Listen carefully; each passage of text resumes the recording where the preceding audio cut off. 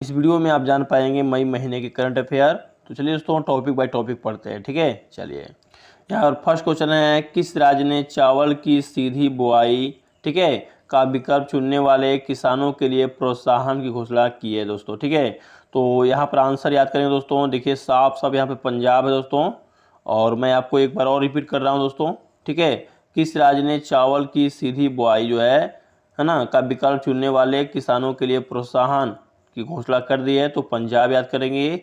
और आइए हम सब डिटेल जानते हैं। देखिए पंजाब सरकार ने हाल ही में चावल की सीधी बुआई, ठीक है, यानी direct seeding of rice DSR का विकल्प चुनने वाले किसानों के लिए प्रति एकड़ 1500 रुपये प्रोत्साहन की घोषणा कर दी है दोस्तों।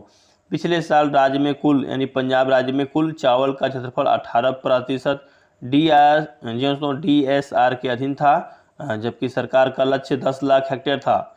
पंजाब कृषि विश्वविद्यालय PAU के अध्यक्ष के अनुसार DSR तकनीक 15% से 20% और कभी कभी 23% पानी बचाने में मदद कर सकती है।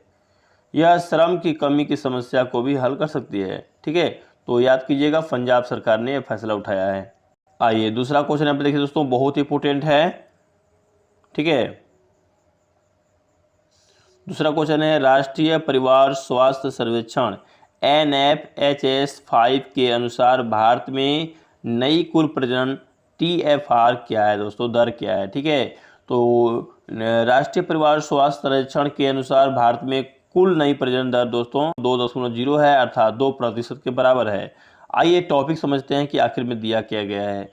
केंद्रीय स्वास्थ्य मंत्री मनसुख मंडाविया, देखिए दोस्तों इसमें भी करंट अफेयर निकलेंगे, ठीक है, इस टॉपिक से भी करंट अफेयर निकलेंगे। केंद्रीय स्वास्थ्य मंत्री मनसुख मंडाविया ने वडोदरा में, ठीक है दोस्तों, आयोजित स्वास्थ्य चिंतन शिविर में राष्ट्रीय परिवार स्वास्थ्य सर्वेक्षण NFHS 5 के 5वें दौर की राष्ट्रीय रिपोर्ट जारी कर दी है। कुल प्रजनन दर, टोटल है ना, फर्टिलिटी रेट TFR, जिसे प्रति महिला बच्चों की औसत संख्या के रूप में मापता है, राष्ट्रीय स्तर पर NFHS 4 और 5 के बीच 2.2 से घटकर 2.0 तक हो गई है, ठीक है दोस्तों। अब तीसरे क्वेश्चन की ओर चलते हैं दोस्तों। देखिए तीसरा क्वेश्चन बहुत इंपॉर्टेंट दिया है।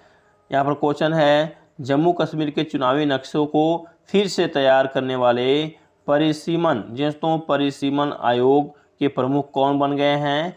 तो यहाँ पर याद करेंगे न्यायमूर्ति रंजना प्रकाश देसाई, ठीक है। यानी जम्मू कश्मीर के चुनावी नक्शे को फिर से तैयार करने वाले परिसीमन कौन आयोग बन गए दोस्तों, तो उनका नाम है न्यायमूर्ति रंजना प्रकाश देसाई। आइए टॉपिक जानते हैं दोस्तों कि आखिरकार इसमें टॉपिक क्या क्या दिया गया है, ठीक है।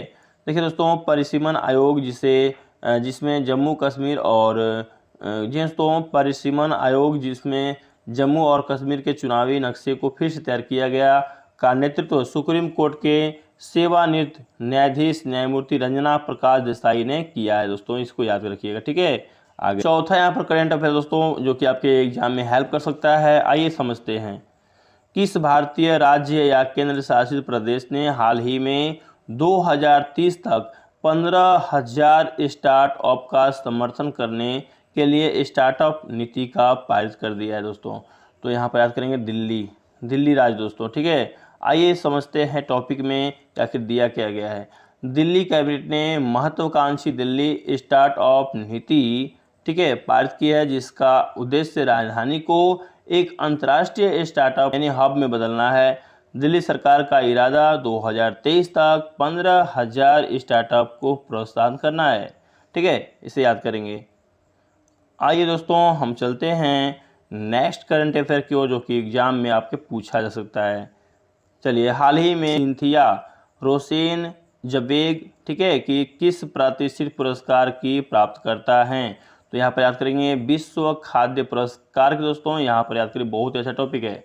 आइए मैं एक बार और रिपीट कर रहा हूँ, हाल ही में खबरों में रही सिंथिया, ठीक है, रोसेन जबेग किस प्रतिष्ठित पुरस्कार के प्राप्त करता हैं, तो विश्व खाद्य पुरस्कार के। दोस्तों आइए टॉपिक समझते हैं कि आखिरकार आप इस टॉपिक से क्या क्या फ़ायदे उठा पाएंगे, ठीक है। चलिए, नासा के Goddard institute for space studies GISS की एक वरिष्ठ शोध वैज्ञानिक सिंथिया ठीक है, इनका नाम है सिंथिया रोसेनजवेग, ठीक है, को वर्ल्ड फूड प्राइज फाउंडेशन से 2022 का विश्व खाद्य पुरस्कार मिला है। और विश्व खाद्य पुरस्कार एक प्रतिष्ठित पुरस्कार है जिसे खाद्य और कृषि के लिए नोबेल पुरस्कार के रूप में माना जाता है।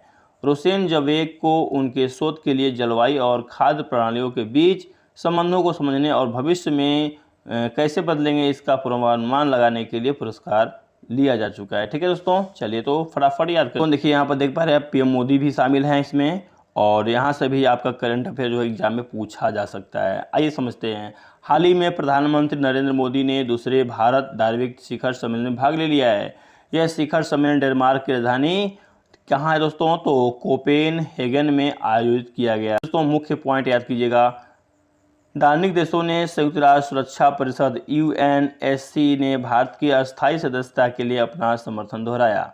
दूसरा हेडिंग है दोस्तों, नेताओं ने जलवायु परिवर्तन से लड़ने और उससे निपटने के लिए मिलकर काम करने पर सहमति व्यक्त की दी। दोस्तों ये विश्व हाथ स्वच्छता दिवस किस दिन मनाया जाता है, तो विश्व हाथ जो स्वच्छता दिवस है वो 5 मई को मनाया। दोस्तों ऑप्शन नंबर याद करेंगे। चलिए दोस्तों, हर साल 5 मई को समूची दुनिया में विश्व हाथ स्वच्छता दिवस यानी वर्ल्ड हैंड हाइजीन डे, ठीक है, मनाया जाता है। ठीक है, हाल ही में CBDT का नया अध्यक्ष किसे नियुक्त कर दिया गया दोस्तों, तो यहाँ पर जो हाल ही में वर्तमान में CBDT का जो नया अध्यक्ष चुना गया है उनका नाम है संगीता सिंह, जो कि दोस्तों ऑप्शन नंबर C में अवेलेबल है। यहाँ पर आइए टॉपिक समझते हैं। 1986 बैच की भारतीय राजस्व सेवा, ठीक है, यानी कहने का मतलब है रेवेन्यू सर्विस IRS के अधिकारी संगीता सिंह को केंद्रीय प्रत्यक्ष कर बोर्ड CBDT